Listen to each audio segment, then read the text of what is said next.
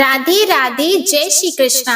आप सभी का दिन शुभ और मंगलमय हो। आज वैशाख मास के शुक्ल पक्ष की षष्ठी तिथि है। आज दिनांक है 22 अप्रैल और दिन है बुधवार। आज का वैशाख मास महात्म्य अध्याय प्रारंभ करने से पहले आपको सुनाते हैं भगवान श्री गणेश जी की कथा। तो सभी मिलकर प्रेम से बोलिए गणेश जी महाराज की जय। एक समय की बात है, गणेश जी भगवान एक बहुत ही सुंदर गांव से गुजर रहे थे। इस गांव के खेत बड़े ही हरे भरे थे। सुबह का समय था। ठंडी हवा का आनंद लेते हुए गणेश जी मूषक पर सवार होकर चले जा रहे थे। इतने में वह एक खेत से गुजरे जिसमें जौ की फसल खड़ी हुई थी। तो गणेश जी ने एक जौ की बाली तोड़ ली। फिर उसे तोड़कर देखा तो उसके अंदर 13 दाने अनाज के थे। तो यह देखकर गणेश जी को बड़ा ही अफसोस हुआ। वे सोचने लगे कि मैंने बिना पूछे किसी के खेत से 13 दाने अनाज के तोड़ लिए हैं, तो यह तो चोरी हो गई और चोरी करना तो महापाप है। पर मैंने जानबूझकर चोरी नहीं की है।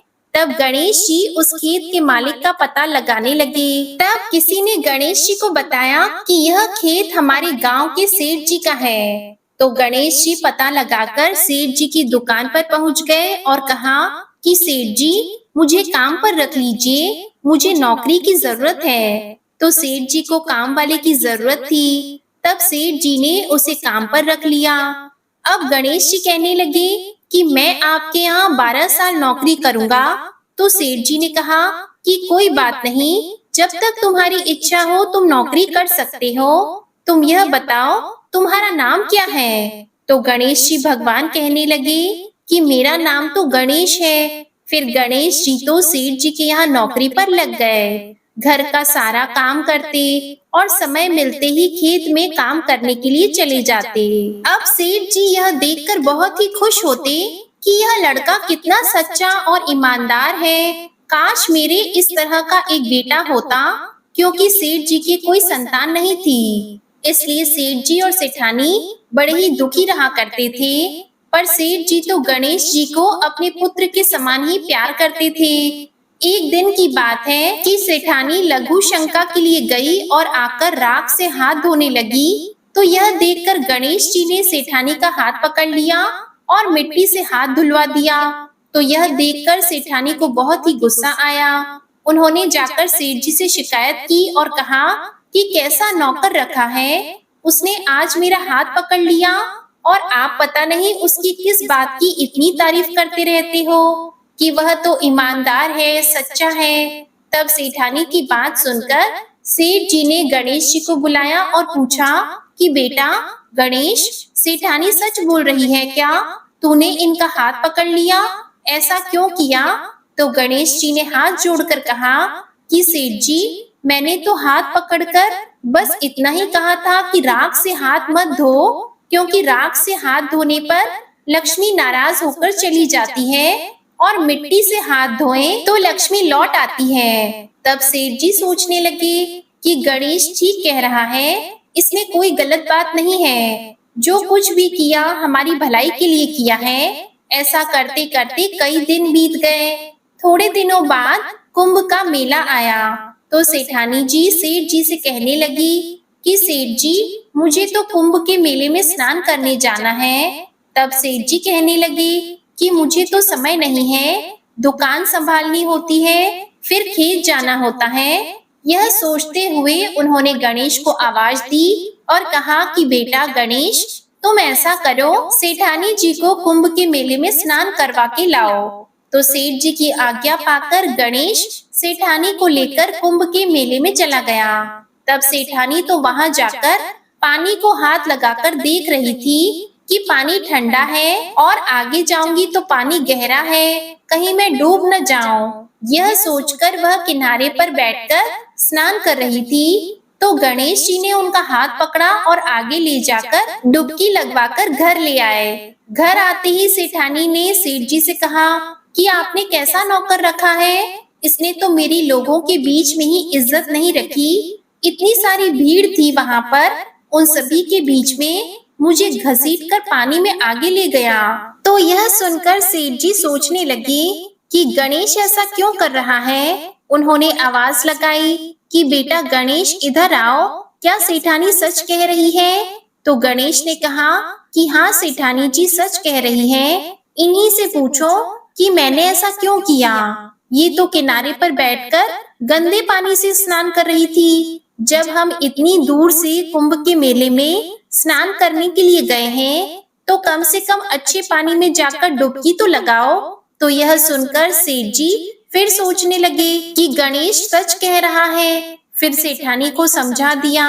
गणेश जी को कुछ नहीं कहा। ऐसा करते करते घर पर पूजा पाठ रखे, हवन हो रहा था। तो सेठ जी ने गणेश जी से कहा कि जाओ सेठानी जी को बुलाकर लाओ कि हवन शुरू होने वाला है। तब गणेश जी सेठानी को बुलाने के लिए गए तो सेठानी तैयार हो रही थी और चुनरी ओढ़कर जैसे ही गणेश जी के साथ चलने लगी तो गणेश जी ने चुनरी पकड़कर फाड़ दी और कहा कि लाल चुनरी ओढ़ कर आओ।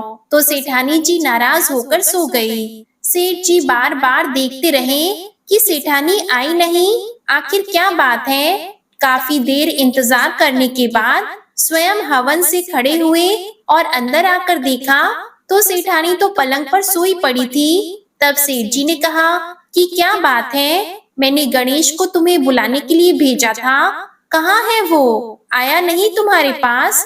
तो सेठानी रोते हुए कहने लगी कि सेठ जी आज तो हद हो गई, आपके गणेश ने मेरी चुनरी फाड़ दी है। अब भी तुम यही कहोगे कि गणेश ने यह भी सही किया है।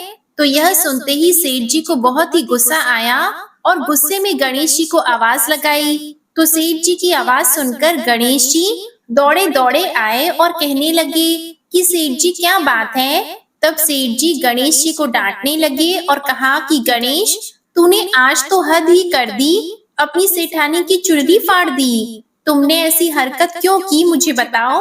तो गणेश जी कहने लगे कि सेठ जी सेठानी जी काली चुनरी ओढ़कर हवन में बैठने वाली थी और काले वस्त्र कभी भी पूजा पाठ में नहीं पहने जाते, इसलिए मैंने लाल चुनरी ओढ़ने के लिए कहा था। काला वस्त्र पहनने से कोई भी शुभ काम सफल नहीं होता। तो सेठ जी फिर सोचने लगे कि गणेश जी हैं तो समझदार। फिर सेठानी को समझा बुझाकर हवन के लिए ले गए। ऐसा करते करते कई महीनों बीत गए। गणेश जी की नौकरी के 12 वर्ष पूरे हो गए।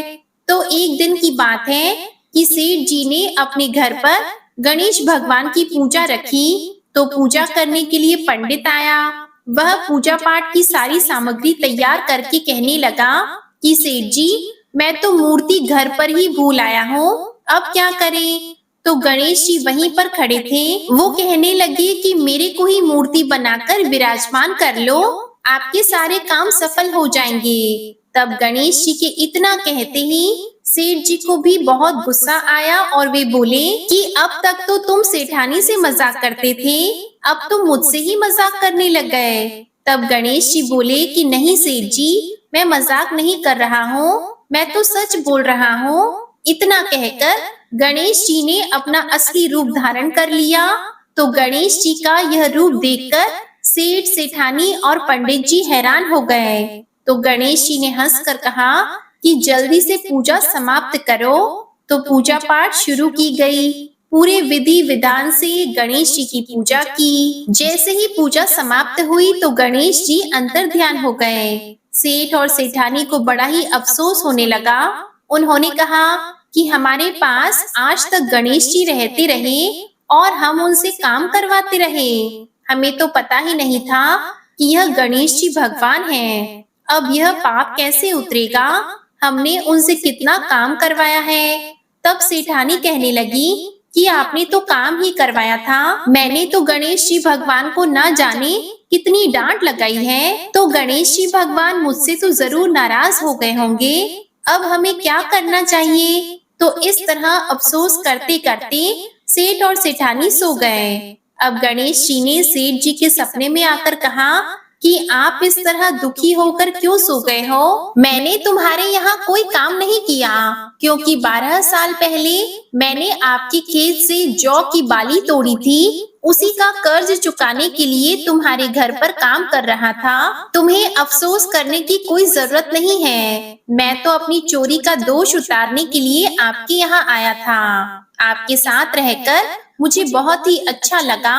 आज से तुम्हारे घर में कोई भी चीज की कमी नहीं रहेगी। यह बोलकर गणेश जी भगवान अंतर्ध्यान हो गए। सुबह होते ही सेठ जी ने देखा कि उनके घर करोड़ों की माया हो गई। अनाज के भंडार भर गए।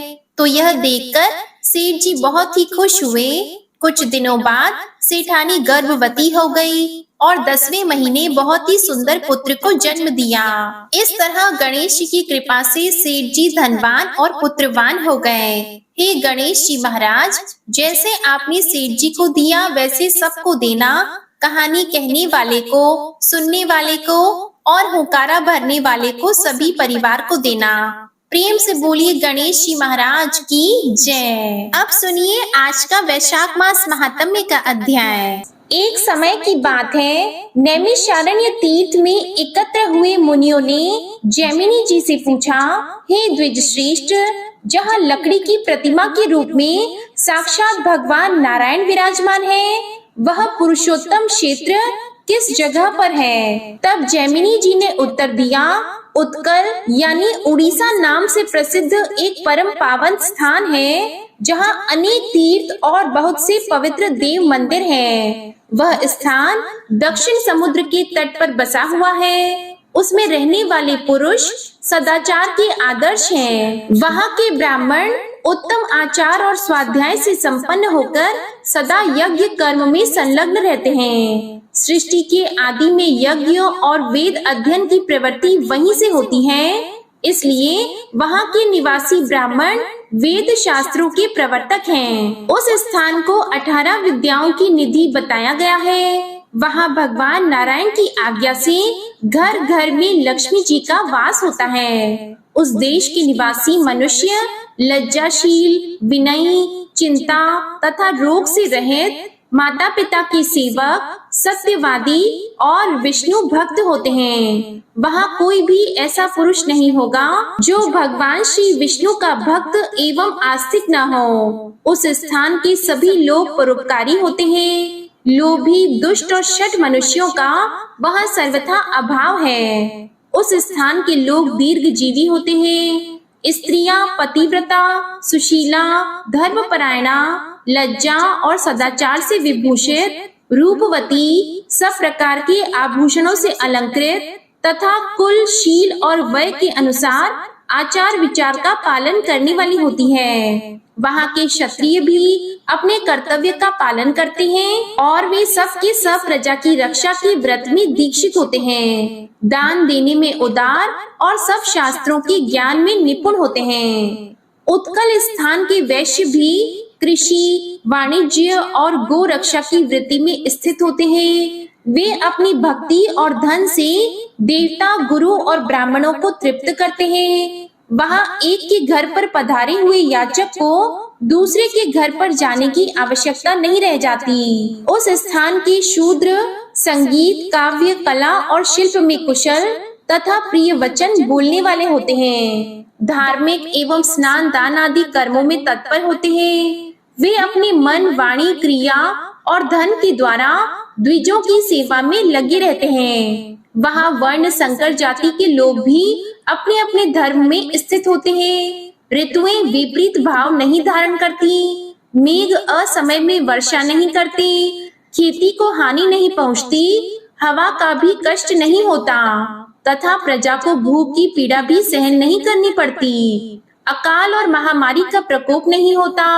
राज्य का नाश नहीं होता और पृथ्वी पर होने वाली कोई भी वस्तु वहाँ अलभ्य नहीं है। यही वह सब स्थानों में श्रेष्ठ उत्कल है। दक्षिण समुद्र में मिलने वाली ऋषि कुल्या नदी तक पहुंचकर स्वर्ण रेखा और महानदी के बीच में जो स्थान प्रतिष्ठित है वही उत्कल है। इस पवित्र प्रांत में बहुत से उत्तम उत्तम क्षेत्र है।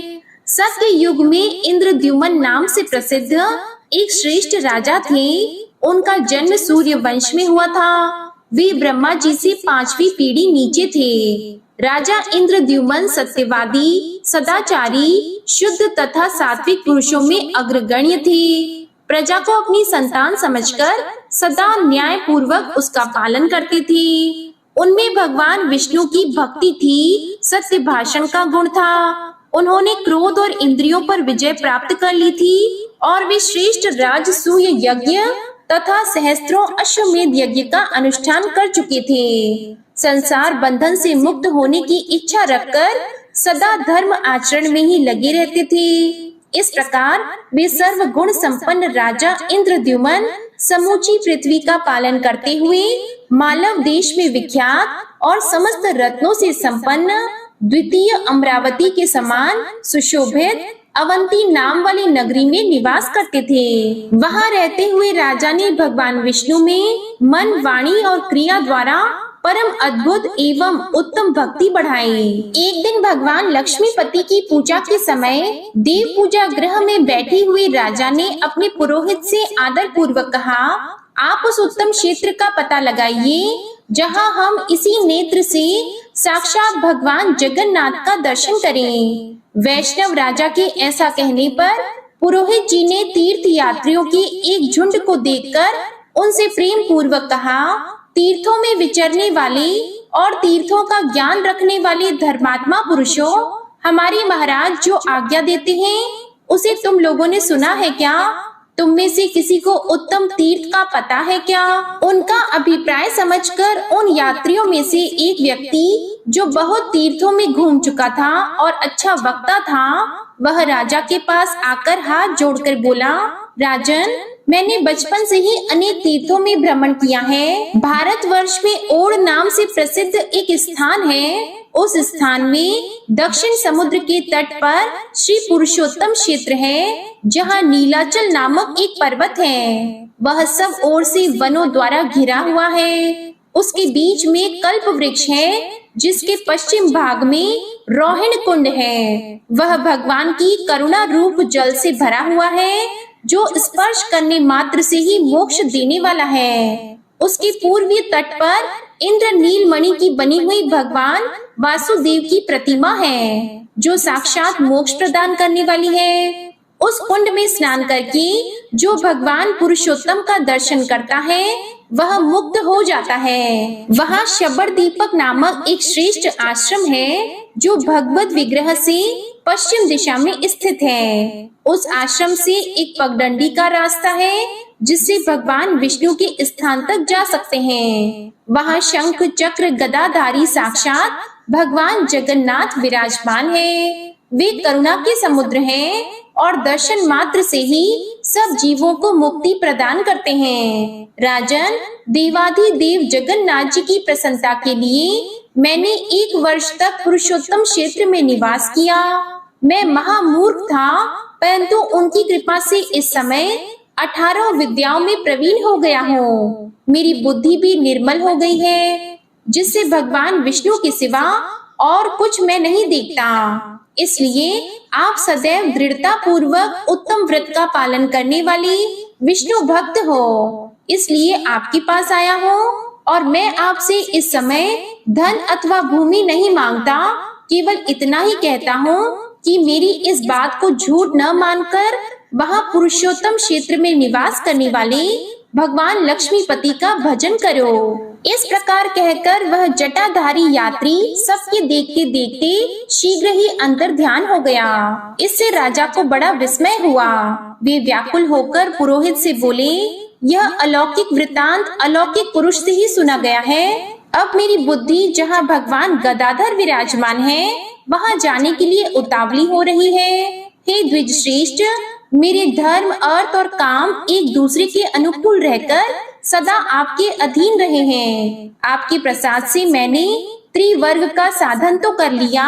यदि आप इस भगवत दर्शन के कार्य में भी मेरे साथ चलेंगे तो मैं आपके सहयोग से चारों पुरुषार्थों को प्राप्त कर लूंगा। तब पुरोहित जी बोले, राजन, मैं ऐसा प्रयत्न करूंगा कि हम लोग सहायकों सहित पुरुषोत्तम क्षेत्र में चलकर बस जाएं। जन्म की सफलता इससे बढ़कर और क्या हो सकती है कि साक्षात भगवान लक्ष्मीपति का दर्शन किया जाए। इस समय मेरा छोटा भाई विद्यापति सब देशों में घूमने वाले दूतों के साथ वहां जाएगा और जगन्नाथ जी का दर्शन करके उस पर्वत पर सैनिकों के ठहरने योग्य स्थान का पता लगाकर शीघ्र सब समाचार ले आएगा। इससे हम लोगों का कल्याण होगा। पुरोहित जी की यह बात सुनकर राजा इंद्रद्युम्न ने कहा, हे ब्राह्मण, बहुत अच्छा। अब मैं भगवान विष्णु के समीप उसी क्षेत्र में चलकर बसूंगा। ऐसा कहकर राजा ने प्रसन्नता पूर्वक अंतःपुर में प्रवेश किया और पुरोहित ने उन सब यात्रियों को यथा योग्य सम्मान देकर अपने अपने आश्रम को भेजा। फिर अपने भाई को ब्राह्मणों से स्वस्ति वाचन कराकर शुभ मुहूर्त में भेजा। विद्यापति समस्त विश्वसनीय पुरुषों के साथ पुष्प शोभित रथ पर आरूढ़ होकर वहां से प्रस्थित हुए। उसने रथ में बैठे बैठे यह विचार किया कि अहो, मेरा जन्म सफल हो गया। मेरी रात्रि मंगलमय प्रभात का दर्शन कराने वाली होगी, क्योंकि मैं भगवान के उस मुख अरविंद का दर्शन करूंगा जो समस्त पापों को दूर करने वाला है। श्रवण मनन आदि साधनों से निरंतर प्रयत्न करने वाले साधक जिन्हें अपने हृदय कमल के मध्य विराजमान देखते हैं, उन्हीं भगवान चक्रपाणि को आज मैं नीलाचल के शिखर पर साक्षात शरीर धारण किए देखूंगा, जो शरीर बंधन का नाश करने वाले हैं। श्रुति, स्मृति, इतिहास और पुराण के वचनों द्वारा जिनके स्वरूप का भली भांति निरूपण करना असंभव है, उन्हीं भगवान लक्ष्मी निधि के अदृष्ट पूर्व स्वरूप का दर्शन करके आज मैं भवसागर से पार हो जाऊंगा। जिनके नाम संकीर्तन मात्र से उनका स्मरण करने वाले मनुष्यों के विविध पापों का संहार हो जाता है, उन्हीं अप्रमेय भगवान जगन्नाथ के नीलगिरी निवासी स्वरूप का आज मैं प्रत्यक्ष दर्शन करूंगा। जिनके रोम रोम में असंख्य ब्रह्मांडों की मालाएं हैं, जिनके सहस्त्रों मस्तक, चरण और नेत्र हैं, जिनकी निश्वास वायु से संपूर्ण वेदों की राशि प्रकट हुई है और जो सब प्रपंचों के स्वामी हैं, उन पुराण पुरुष भगवान विष्णु की मैं शरण लेता हूँ। अहो, मेरा कैसा भाग्य है कि इन्हीं चर्म चक्षुओं से मैं जगत के आदि कारण भगवान नारायण का दर्शन करूंगा। इसी विचार में पड़े हुए प्रसन्न चित्त ब्राह्मण को रथ के वेग से लांघे हुए विशाल मार्ग का कुछ भी पता नहीं चला। मार्ग में मिले हुए अनेकों वन, पर्वत और दुर्गम स्थानों को देखते हुए वे सूर्यास्त के समय महानदी के तट पर जा पहुँचे। उन्होंने रथ से उतरकर विधि पूर्वक नित्य कर्म किया और साय संध्या करके भगवान मधुसूदन का ध्यान किया। इसके बाद रथ पर ही बैठे बैठे रात बिताई। सवेरा होने पर शीघ्र ही महानदी को पार किया। फिर प्रातः कालिक कृत्य समाप्त करके रथ पर आरूढ़ होकर गोविंद का चिंतन करते हुए ही आगे को प्रस्थान किया। भगवान के निकट जाने वाले मार्ग को देखते हुए वे एकाम्र वन में पहुँचे। उसके बाद कल्पवट से विभूषित गगनचुंबी नीलाचल का शिखर देखा, जो दर्शकों के पापों का नाश करने वाला है। साक्षात शरीरधारी भगवान विष्णु के उस अद्भुत निवास स्थान को खोजते हुए विद्यापति नीलाचल की तराई में जा पहुँचे। अब वे भगवान के दर्शन के लिए अत्यंत उत्कंठित हो गए, किंतु आगे बढ़ने का मार्ग उन्हें नहीं मिला। तब भूमि पर कुशा बिछाकर मौन भाव से लेट गए और भगवत दर्शन की सिद्धि के लिए भगवान के ही शरणागत हो गए। तब पर्वत से पश्चिम भगवत भक्त के विषय में बातचीत करने वाले लोगों की अलौकिक वाणी सुनाई देने लगी। तब वे प्रसन्न होकर उसी शब्द का अनुसरण करते हुए आगे बढ़े। कुछ ही दूर पर विख्यात शबर दीपक नामक आश्रम मिला।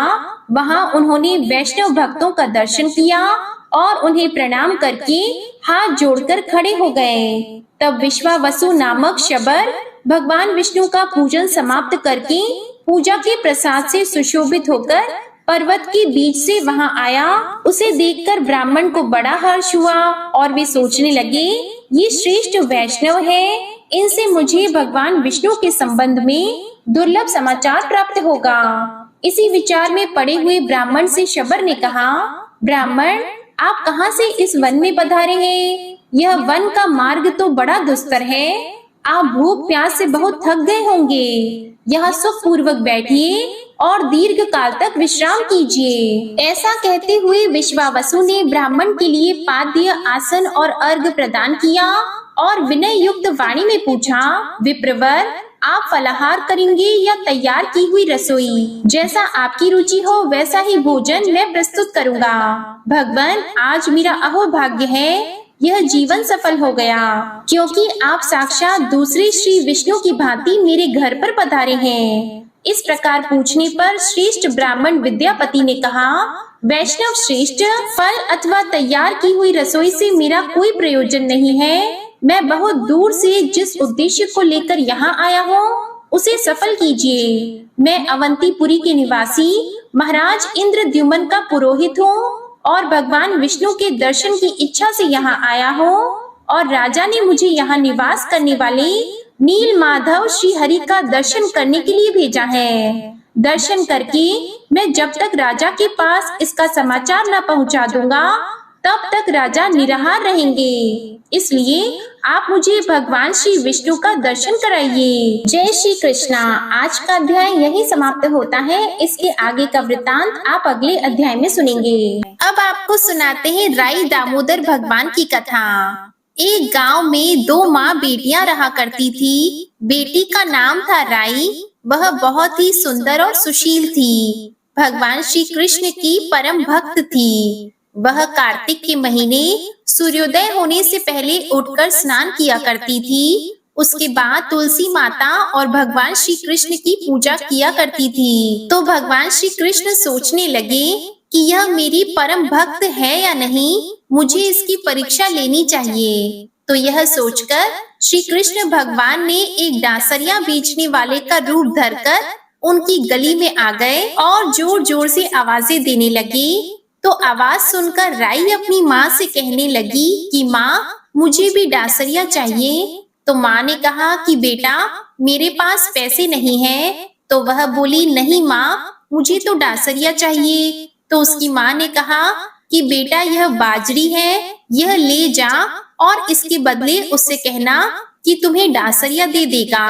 तो वह बोली कि नहीं माँ, आप भी मेरे साथ चलो, हम दोनों चलते हैं। तो माँ बेटी बाजरी लेकर डांसरिया वाले के पास गई और जाकर वह बोली कि मेरी बेटी को डांसरिया दे दो, इसके बदले में बाजरी ले लो। तो भगवान ने उसे बाजरी लेकर उस पर फूंक मारी। तो उसमें से एक फूस उड़ा और वह राई की आंख में गिर गया। अब राई जोर जोर से रोने लगी कि माँ, मेरी आंखों में बहुत जोर से दर्द हो रहा है। अपनी बेटी को देखकर उसकी माँ घबरा गई और उसकी आंख को बार बार देखने लगी। तभी भगवान वहां से अंतर ध्यान हो गए और वैद्य का रूप धारण करके आ गए और आवाजें देने लगे। तो वैद्य जी की आवाज सुनकर उसकी माँ कहने लगी कि भला हो इस वैद्य का जो समय पर आ गया, नहीं तो आज मेरी बेटी की आंख का क्या हाल होता। तो वह वैद्य जी से कहने लगी कि वैद्य जी, मेरी बेटी की आंख में फूस गिर गया है, आप उसे निकाल दीजिए। तो भगवान कहने लगे कि अगर फूस निकालूं तो बदले में मुझे क्या मिलेगा। तो उसकी माँ ने कहा कि मेरी बेटी की आंख ठीक कर दो, इसके बदले जो तुम चाहो ले लो। तो वैद्य जी बने भगवान कहने लगे कि अगर आपकी बेटी का विवाह मेरे साथ करा दो तो मैं उसकी आंख का फूस निकाल सकता हूँ। तो वैद्य जी की बात सुनकर राई की माँ सोचने लगी कि और कोई दूसरा रास्ता ही नजर नहीं आ रहा। मेरी बेटी की आंख फूट गई तो मैं क्या करूंगी। तो वह शादी करने के लिए तैयार हो गई और उसने वहीं पर वैद्य जी की और राई की सगाई कर दी। तो वैद्य जी कहने लगे कि कार्तिक शुक्ल 11 के दिन मैं शादी करने के लिए आऊंगा। राई की आंख से फूस निकालकर चले गए। तो राई की माँ सोचने लगी कि शादी के तो बहुत ही थोड़े दिन हैं, मैं अपनी बेटी को क्या दूंगी, मेरे पास तो पैसे भी नहीं हैं, शादी की तैयारियां कैसे करूंगी।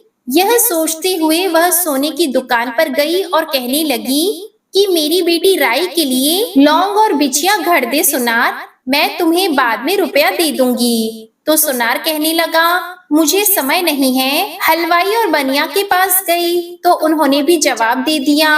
अब राई की माँ तो परेशान होकर घर आ गई और सोचने लगी कि अब क्या करूं। ऐसा करते करते शादी का दिन नजदीक आ गया। सारे गांव वाले बातें करते हैं कि बेटी की शादी तय कर दी और घर पर कोई भी सामान तैयार नहीं है। टूटी फूटी झोपड़ी है, पता नहीं शादी कैसे करेगी। सारे लोग बड़ी ही बेसब्री से इंतजार कर रहे थे। तो कार्तिक शुक्ल एकादशी के दिन राई सुबह जल्दी उठी और स्नान किया। कृष्ण कन्हैया की पूजा की और तुलसी के सामने एक घी का दीपक जला दिया। तो भगवान का चमत्कार हुआ, उनकी झोपड़ी महल में बदल गई। उसकी माँ यह देखकर बहुत ही खुश हुई। सारे महल में दौड़ दौड़ कर देखने लगी तो कहीं पर सुनार गहने लेकर आया हुआ बैठा था, कहीं हलवाई लगे थे, अच्छे अच्छे भोजन की खुशबू आ रही थी। तो यह देखकर उसकी माँ भगवान का धन्यवाद करने लगी। यह देखकर गांव वाले भी हैरान हो गए कि यह चमत्कार कैसे हुआ। सभी दौड़कर उनके महल में आ गए और बारात का इंतजार करने लगे। जब बारात द्वार पर आई तो सबने देखा कि भगवान स्वयं राई से शादी करने के लिए आए हैं। फिर बड़े धूमधाम से राई और भगवान की शादी हुई। फिर भगवान राई को विदा करवा के वहां से द्वारिका ले गए। द्वारिका में जाकर भगवान राई के महल में ही रहने लगे, दूसरी रानियों के महल में नहीं जाते थे। अब यह देखकर दूसरी रानियां राई से ईर्ष्या करने लगी। ऐसा करते करते सावन का महीना आया तो राई अपने मायके चली गई। थोड़े दिन बाद भगवान ने सोचा कि राई के लिए तीज भेज देता हूँ। तो भगवान ने राई के कपड़े और सोने के गहने दो हंसों को बुलाकर कहा कि हे हंसों, तुम सीधे राई के मायके जाना, रास्ते में कहीं पर भी मत रुकना और सीधे लेकर राई को दे देना। तो हंस वहां से चल दिए। जब राधा रुक्मण को इस बात का पता चला तो उन्होंने हंसों को अपने महल में बुलाया और कहा कि बहुत दूर जाना है, थोड़े से मोती चुग लो। तो हंस मोती चुगने लग गए और राधा रुक्मण ने सारा सामान निकालकर उसमें फटे पुराने कपड़े और 5 कांटे बांध दिए और पोटली हंसों को दे दी। हंस उस पोटली को लेकर राई के मायके चले गए और ले जाकर राई को वह पोटली दे दी। राई देखकर बहुत ही खुश हुई, झूमने लगी, नाचने गाने लगी। पर जैसे ही उसने पोटली खोली और हाथ डाला तो 5 अंगुलियों में 5 कांटे चुभ गए। अब राई बहुत ही दुखी हुई, दर्द के मारे जोर जोर से रोने लगी। ऐसा करते करते सावन का महीना समाप्त हो गया। अब भगवान उसे लेने के लिए आए पर राई भगवान से बोली नहीं। भगवान बुलाए तो वह दूर चली जाए। तो भगवान ने सोचा कि कोई बात नहीं, इतने दिन मायके रही है तो इसका मन उदास है। राई को लेकर अपने महल चले गए। अब राई भगवान के लिए अच्छा भोजन बनाती और भोजन में दही जरूर देती, पर भगवान से बातचीत बिल्कुल भी नहीं करती। भगवान ने काफी कोशिश की पर राई नहीं बोली। एक दिन भगवान ने बिल्ली का रूप धारण किया और सारा दही खा गई। अब राई दही कहाँ से लाए? तभी भगवान गुजरी बनकर दही बेचने के लिए आई। तो राई नीचे जाकर बोली कि मुझे थोड़ा सा दही चाहिए। तो गुजरी रूपी भगवान बोले कि राई, दही तो तुम ले लो, पर तुम इतनी उदास क्यों हो? हमने सुना है कि भगवान से आप नाराज हैं। तो राई कहने लगी कि तुझे क्या मतलब, तू जा। तो गुजरी रूपी भगवान बोली कि हम दोनों तो सहेली जैसी हैं, तुम अपने मन की बात बताओगी तो तुम्हारा मन हल्का हो जाएगा, मैं किसी को नहीं कहूंगी। तो राई ने सारी बात बता दी। यह सुनते ही भगवान को अचंभा हुआ और वे अपने असली रूप में आ गए और कहने लगे कि राई, यह सब कुछ कैसे हुआ? मैंने तो आपके लिए जरी के कपड़े और सोने के गहने भेजे थे। तो भगवान ने उसी समय हंसों को बुलाकर पूछा कि आप सामान बदल कर ले गए? हमने आपको क्या दिया था और आप क्या लेकर गए थे? तुम कहीं बीच में रुके थे? तो वह हंस कहने लगे कि भगवान, हम कहीं नहीं रुके, सिर्फ राधा रुक्मण के महल में रुके थे। राधा रुक्मण ने कहा था कि आपको बहुत दूर जाना है, इसलिए थोड़े मोती चुग लो। तो हम मोती चुगकर राई के मायके चले गए और तो हम कहीं नहीं रुके। तो भगवान को सब कुछ समझ में आ गया। राधा रुक्मण को बुलाया और पूछा कि आपने राई के साथ ऐसा क्यों किया? तो वह कहने लगी कि जब से आपने राई से शादी की है, हमारे महल में तो आते ही नहीं है, इसलिए हमने ऐसा किया है। तो भगवान कहने लगे कि हम आए कैसे? आपने हमें कभी प्रेम से बुलाया ही नहीं। अगर बुलाते तो जरूर आते। अगर ऐसी बात है तो आज के बाद कार्तिक का महीना राई को दूंगा, 5 दिन राधा रुक्मण को और 11 सत्यभामा को दूंगा। इस तरह भगवान ने सबको मान दिया। हे भगवान, जिस तरह आपने राधा रुक्मण और राई को मान दिया वैसे सबको देना। कहा जाता है कि जो भी स्त्री कार्तिक के महीने स्नान करके तुलसी में जल सींचकर इस कहानी को पूरी श्रद्धा भाव से सुनती है, वह अपने पति की परम प्यारी होती है और उसे अपने जीवन में खूब मान सम्मान मिलता है। तो प्रेम से बोलिए राई दामोदर भगवान की जय। अब आपको सुनाते हैं भगवान श्री कृष्ण के परम भक्त श्री हरिपाल नामक एक ब्राह्मण की कथा। तो प्रेम से बोलिए कान्हा जी की जय। श्री हरिपाल नाम का एक ब्राह्मण रहता था। वह जन्म से ही भगवान श्री कृष्ण की पूजा उपासना में लीन रहता था। श्री हरिपाल एक गृहस्थ भी थे और भक्त भी थे। इन्होंने श्री द्वारकाधीश भगवान की उपासना में मग्न रहने वाले एक संत को अपने सद्गुरु देव भगवान के रूप में वरण किया था। श्री गुरुदेव जी महाराज श्री हरिपाल के घर में आया जाया करते थे।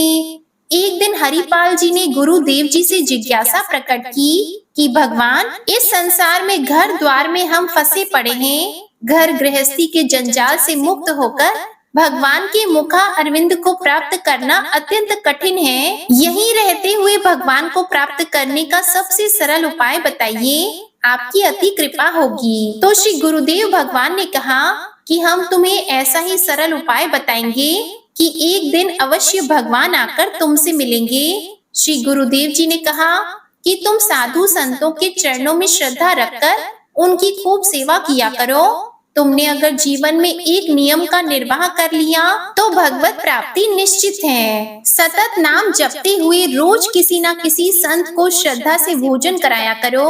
भगवान संतों के पीछे चलते हैं। भगवान अपने भक्तों के समीप छाया की तरह चलते हैं और गुप्त रूप से अपने भक्तों का मार्गदर्शन करते रहते हैं। अगर तुमने संतों को रिझा लिया तो भगवान भी रीझ जाएंगे। तो हरिपाल ने कहा कि गुरुदेव, हम रोज संतों को कहाँ से ढूंढ कर लाएंगे? तो गुरुदेव जी ने कहा कि चिंता मत करो, तुम्हारे द्वार पर भगवान की कृपा से स्वयं ही संत आ जाएंगे। उस दिन से हरिपाल जी संतों की सेवा करने लग गए। साधु संतों से उनको बड़ा ही प्रेम हो गया। पहले श्री हरिपाल जी के पास बहुत धन हुआ करता था। संतों की बहुत सेवा करते थे। जो भी संत उनके घर आते वह बड़े ही प्रसन्न होकर लौटते थे। सब संत भ्रमण करते हुए अन्य संतों को भी बताते कि हरिपाल नाम का एक धर्मात्मा रहता है, वह खूब सेवा करता है, खूब आओ भगत करता है। एक बार हरिपाल के द्वार पर अवश्य जाकर देखना कि कैसे निष्काम सेवा करते हैं, किस तरह संतों के चरणों में श्रद्धा रखते हैं। तो यह बात सुन सुनकर बहुत सारे संत हरिपाल के घर आने लगे। धीरे धीरे हरिपाल जी के घर संतों का आना जाना बढ़ गया। अब तो इतने संत आते थे कि अब हरिपाल को घर से बाहर जाने का समय भी नहीं मिलता था। बाहर जाना बंद हो गया, धन कमाने जा नहीं सकते थे। धीरे धीरे जितना भी धन था वह सारा संतों की सेवा में लुटा दिया। जब हरिपाल के घर में कुछ भी नहीं बचा तब उन्होंने बाजार से कर्ज ले लेकर कई हजारों की सामग्री साधुओं को खिला दी। तो हरिपाल की संत सेवा के बारे में हर जगह चर्चा थी, अतः हर दुकान वाला उन्हें कर्ज दे देता था। लगभग हर दुकान से हरिपाल जी ने कर्ज ले लिया था, परंतु जब कर्ज इतना बढ़ गया तो कोई भी कर्ज देने को तैयार नहीं हो रहा था। जब उसे हर तरफ से पैसा मिलना बंद हो गया तो हरिपाल ने सोचा कि अब क्या करूं? साधु संतों की सेवा तो बंद नहीं कर सकता। ऐसा करता हूँ, चोरी करना शुरू कर देता हूँ। दिन में साधु संतों की सेवा किया करूंगा और रात में चोरी किया करूंगा। तो हरिपाल जी तो बहुत बलवान थे। वे सोचते थे कि यह भगवान और संतों से विमुख लोग दान धर्म तो करते नहीं हैं और ना ही भजन करते हैं। भगवान से विमुख लोगों का धन यदि चोरी करके संत सेवा की जाए तो इन भगवत विमुखों का अन्न संतों के पेट में जाएगा। इस तरह से इन भगवत विमुख लोगों का भी कल्याण हो जाएगा और संतों की सेवा भी होती रहेगी। अब जब भी हरिपाल जी चोरी करते तो ध्यान रखते कि भगवान से विमुख लोगों का ही धन लेना है। जो भक्त वैष्णव संत आदि दिखाई पड़े तो उस व्यक्ति का धन चोरी नहीं करते थे। वे हर आदमी के रहन सहन का तौर तरीका देख लेते थे कि भगवान का भक्त होगा तो तिलक जरूर लगाता होगा। यह सब कुछ दिन में ही देख लेते और फिर रात में चोरी करते। अब दिन में देखने के लिए साधु संतों की सेवा में हरिपाल को समय नहीं मिलता, तो वह थोड़ी देर के लिए वह सारा कार्यभार अपनी पत्नी को सौंप कर जाते थे और घूम घूम कर देख लेते थे कि किसके घर में भगवान की सेवा नहीं होती, कहाँ भगवान का भजन नहीं होता। फिर रात में वहां जाकर उसी घर पर चोरी करते थे। एक दिन बाहर जाकर सोचने लगे कि आज किसके घर में चोरी करनी चाहिए। तभी उन्हें एक वैश्य का घर दिखाई पड़ा। हरिपाल जी ने वहां जाकर देखा कि उस वैश्य ने ना कोई कंठी तिलक धारण किया है, ना घर में कोई जप कीर्तन हो रहा है। तो हरिपाल जी ने सोचा कि आज रात इसी के घर में चोरी करूंगा। इस तरह सोचकर वह घर आ गए। जैसे ही रात हुई तो हरिपाल जी चुपचाप उस व्यापारी के घर चोरी करने के लिए चले गए। घर में घुसकर चोरी करने लगे तो वह व्यापारी तो गुप्त रूप से भजन करता था। संतों में उसकी बहुत श्रद्धा भावना थी, वैष्णव वेश में उसकी श्रद्धा थी, परंतु वह बाहरी रूप से तिलक कंठी धारण नहीं करता था। वह यह भी जानता था कि हरिपाल जी संतों की सेवा के निमित्त चोरी करते हैं, परंतु कंजूस होने की वजह से हरिपाल जी की सहायता नहीं कर पाया। उसे सब कुछ पता था कि हरिपाल जी के पास साधु संतों की सेवा करने के लिए कुछ नहीं है, तो वह सेवा के चलते उन्हें चोरी करनी पड़ती है। पर वह तो अपनी कंजूसी के आगे मजबूर था। हरिपाल जी जब रात्रि में उसके घर में चोरी कर रहे थे तो थोड़ी सी आवाज हो गई, तो व्यापारी की बेटी नींद से जाग गई और जल्दी जल्दी अपने पिताजी को उठाया और कहने लगी कि पिताजी, मुझे लगता है कि घर में कोई चोर घुस आया है। तो यह सुनकर हरिपाल जी तो एक जगह पर छुप गए।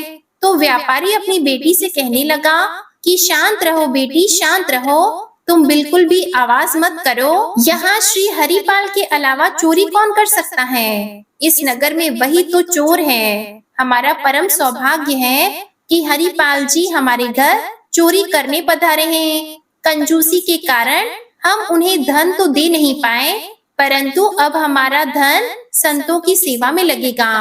तुम शांति से जाकर सो जाओ। अगर ज्यादा बोली तो संतों की सेवा में विघ्न हो जाएगा। तो वह बाप बेटी सो गए, परंतु हरिपाल जी उनकी बातें सुन रहे थे। तो हरिपाल जी जोर से रोने लगे और पश्चाताप करने लगे कि यह व्यापारी संतों में कैसा भाव रखता है, गुपचुप पूजा करता है। तो अब हमें भी घर घर चोरी नहीं करनी चाहिए, क्योंकि मुझे तो पता नहीं है कि कौन भगवान का सच्चा भक्त है, क्योंकि कोई दिखावा करके पूजा पाठ करते हैं, कोई गुप्त तौर तरीके से पूजा करते हैं। तो आज हमें यहाँ से चोरी करने का अपराध तो हमें ही लगेगा। यह तो कृष्ण कन्हैया के परम भक्त हैं। तो यह सोचकर हरिपाल जी के मन में बहुत ही ग्लानि हुई और उन्होंने निश्चय किया कि आज के बाद रात्रि के समय किसी के घर चोरी नहीं करूंगा। जिस चादर में हरिपाल जी के पास चोरी का सामान था, वह भी हरिपाल जी व्यापारी के घर ही छोड़ गए। व्यापारी जान गया कि यह चादर संत हरिपाल जी की है। प्रसाद रूप में उसने उस चादर को स्वीकार किया और मस्तक से लगा लिया। सतत नाम जप और संत सेवा से हरिपाल जी सिद्ध महात्मा हो गए। जैसे ही वह व्यापारी चादर अपने मस्तक से लगाई तो उसके शरीर में एक आनंद की लहर सी दौड़ गई। इससे पहले वह संत और भगवान में श्रद्धा तो रखता था, परंतु प्रत्यक्ष सेवा कभी नहीं करता था। उसकी बुद्धि ऐसी निर्मल हो गई कि वह भी संतों की सेवा में लग गया और उधर हरिपाल जी चोरी छोड़कर जो भगवान की भक्ति नहीं करते थे, उन्हें पहचान कर लूटपाट करने लगे। एक भाला लेकर जंगल वाले रास्ते पर खड़े हो जाते हरिपाल जी बड़े बलवान संत थे। वह मार्ग में देखते रहते थे कि कौन राम कृष्ण आदि भगवान के नाम नहीं लेता, उसी को लूट लेते थे। एक दिन कुछ लोग उस रास्ते से जा रहे थे, तो हरिपाल ने उनके गले पर भाला रख दिया और कहा कि जितना धन है सारा मुझे दे दो।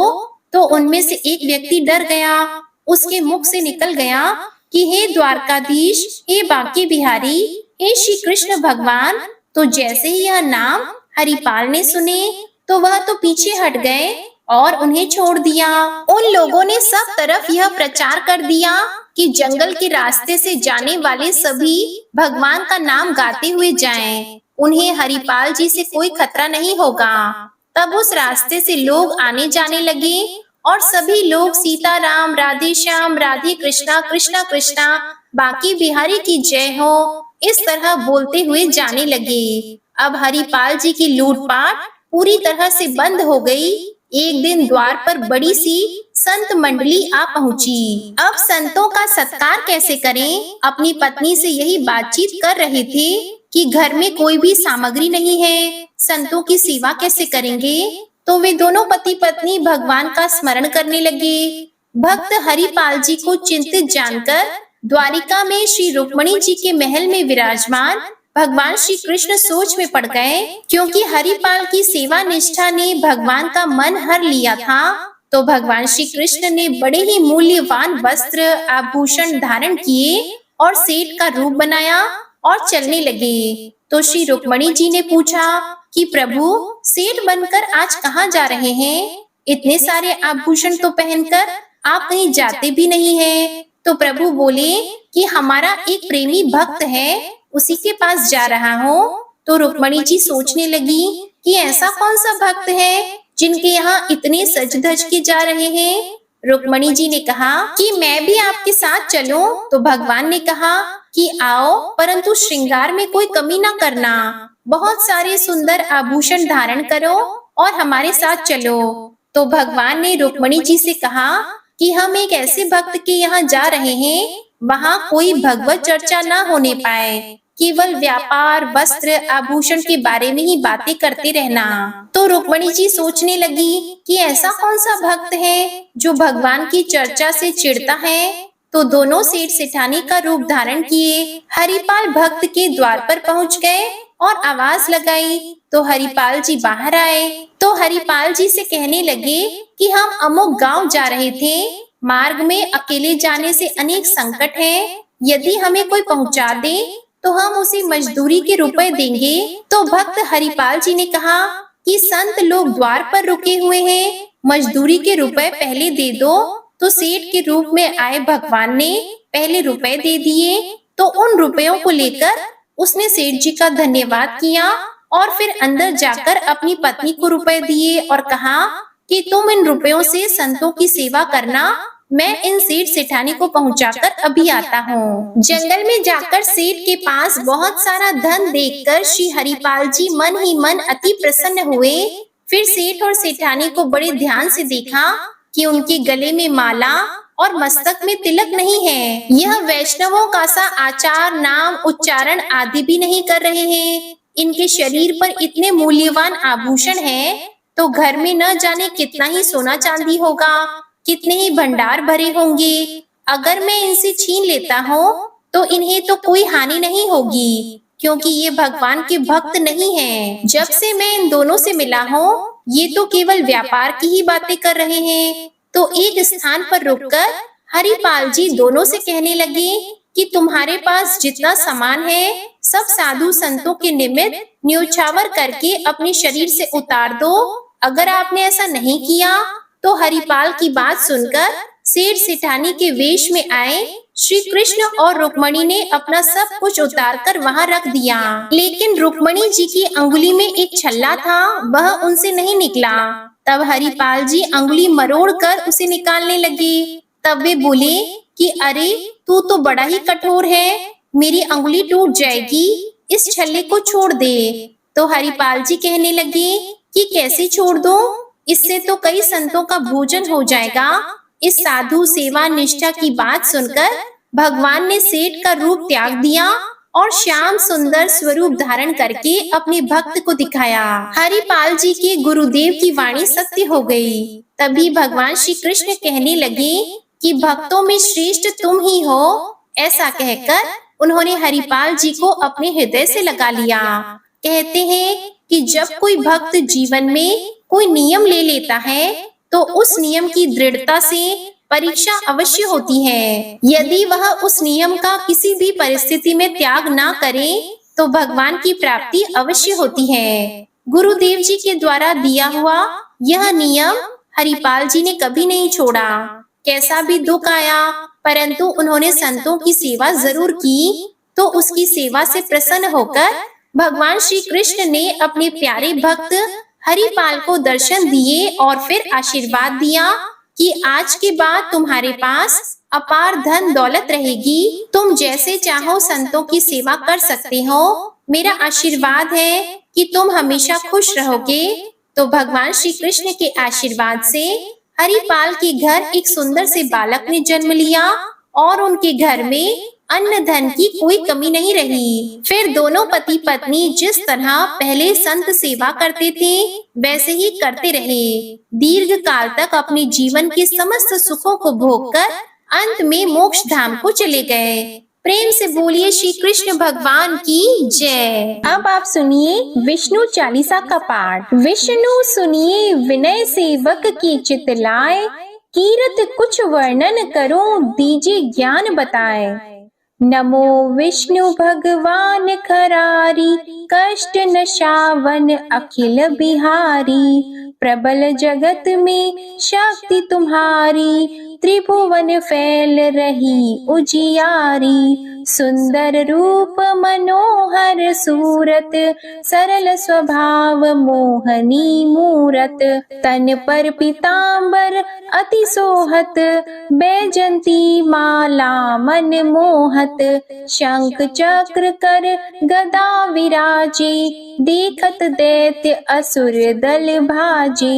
सत्य धर्म मद लोभन गाजे, काम क्रोध मद लोभन छाजे। संत भक्त सज्जन मन रंजन, दनुज असुर दुष्टन दल गंजन। सुख उपजाए कष्ट सब भंजन, दोष मिटाय करत जन सज्जन। पाप काट भव सिंधु उतारण, कष्ट नाश कर भक्त उबारण। करत अनेक रूप प्रभु धारण, केवल आप भक्ति के कारण। धरणी धेनु बन तुम ही पुकारा, तब तुम रूप राम का धारा। भार उतार असुर दल मारा, रावण आदिक को संहारा। आप वराह रूप बनाया, हिरण्याक्ष को मार गिराया। धर्मस्य तन सिंधु बनाया, 14 रत्नन को निकलाया। अमिलख असुरन द्वंद मचाया, रूप मोहिनी आप दिखाया। देवों को अमृत पान कराया, असुरन को छवि से बहलाया। कूर्म रूप धर सिंधु मझाया, मंदराचल गिरि तुरत उठाया। शंकर का तुम फंद छुड़ाया, भस्मासुर को रूप दिखाया। वेदन को जब असुर डुबाया, कर प्रबंध उन्हें ढूंढवाया। मोहित बन कर खल ही नचाया, उस ही कर से भस्म कराया। असुर जलंधर अति बलदाई, शंकर से उनकी न लड़ाई। हार पार शिव सकल बनाई, कीन सती से छल खल जाई। सुमिरन कीन तुम्हें शिव रानी, बतलाई सब विपत कहानी। तब तुम बने मुनीश्वर ज्ञानी, वृंदा की सब सुरति भुलानी। देख तीन धनुज शैतानी, वृंदा आए तुम्हें लपटानी, हो स्पर्श धर्म क्षति मानी, हना असुर उर शिव शैतानी। तुमने ध्रुव प्रहलाद उबारे, हिरणाकुश आदिक खल मारे, गणिका और अजामिल तारे, बहुत भक्त भव सिंधु उतारे, हरहु सकल संताप हमारे, कृपा करहु हरि सिरजनहारे। देखहु मैं निज दर्श तुम्हारे, दीप बंधु भक्तन हितकारे। चाहता आपका सेवक दर्शन, करहु दया अपनी मधुसूदन। जानो नहीं योग्य जब पूजन, होय यज्ञ स्तुति अनुमोदन। शील दया संतोष सुलक्षण, विदित नहीं व्रत बोध विलक्षण। करहु आपका किस विधि पूजन, कुमति विलोक होत दुख भीषण। करहु प्रणाम कौन विधि सुमिरन, कौन भांति मैं करहु समर्पण। सुर मुनि करत सदा सेवकाई, हर्षित रहत परम गति पाई। दीन दुखिन पर सदा सहाई, निज जन जान लेव अपनाई। पाप दोष संताप नशाओ, भव बंधन से मुक्त कराओ। सुत संपत्ति दे सुख उपजाओ, निज चरणन का दास बनाओ। निगम सदा ये विनय सुनावे, पढ़े सुने सो जन सुख पावे। श्री विष्णु चालीसा समाप्त होती है। प्रेम से बोलिए भगवान विष्णु और माता लक्ष्मी की जय। आपको आज की कथा पसंद आए तो वीडियो को लाइक कीजिएगा, शेयर कीजिएगा, कमेंट में भगवान श्री लक्ष्मी नारायण जी की जय लिखिएगा और चैनल को भी सब्सक्राइब करिएगा। इसी के साथ आज आप हमारे चैनल पर बुधवार की व्रत कथा भी जरूर सुनिएगा। जय श्री राधे कृष्णा।